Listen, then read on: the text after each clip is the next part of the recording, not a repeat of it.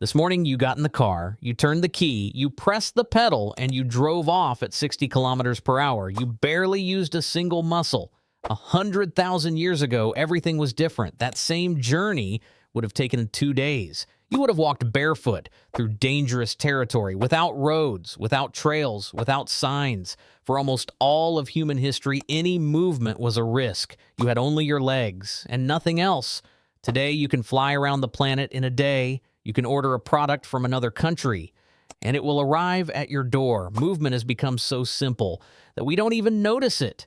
But for 300,000 years, people moved only on foot, and this limitation defined everything: how we lived, what we ate, who we started families with, and how far we could go.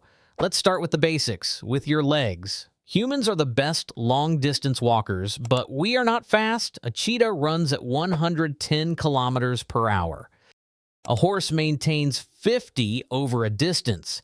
You max out at 25, and only for a few seconds. But speed was not the goal. You can walk 30 kilometers in a day, sleep, and repeat it again and again for weeks. No other animal can do that. You have foot arches. They work like springs. Your Achilles tendon stores energy and releases it with every step.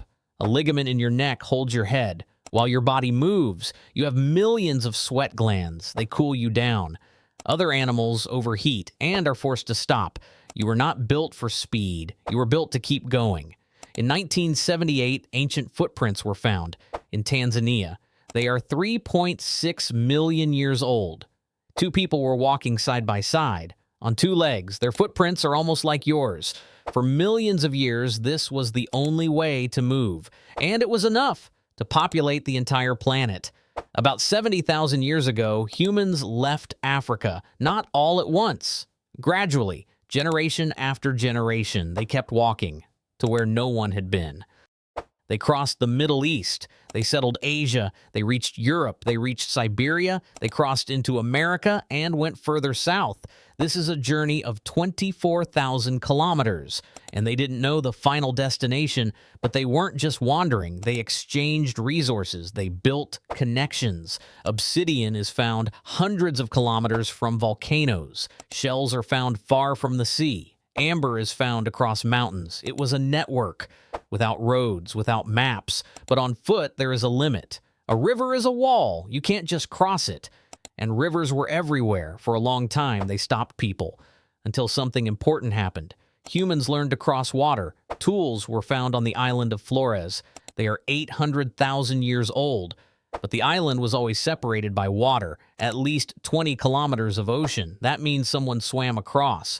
We don't know how. The wood rotted, the bamboo disappeared, but the fact remains. The first boats were simple: a log, a bundle of reeds. At first, it was an accident. Someone stayed on the water and didn't drown. Then it became a conscious action.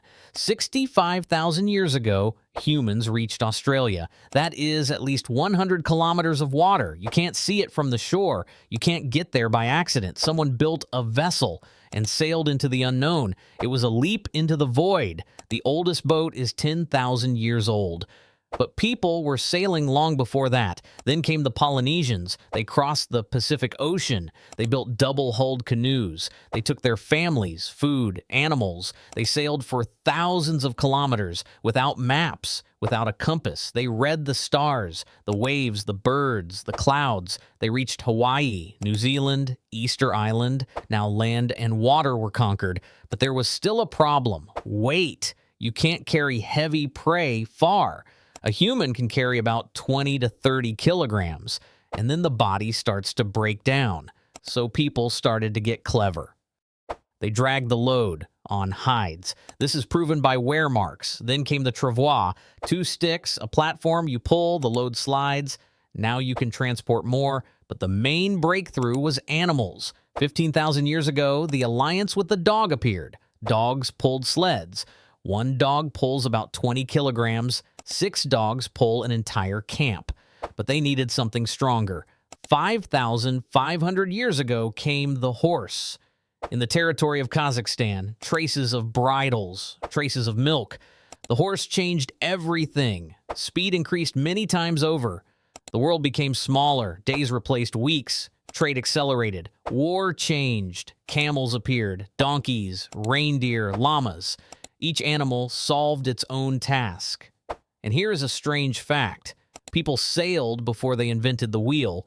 The wheel is only 5,200 years old. At first, it was a potter's wheel. Then they turned it and put a load on top. The first wheels were heavy. They broke. They got stuck. A horse without a cart was faster.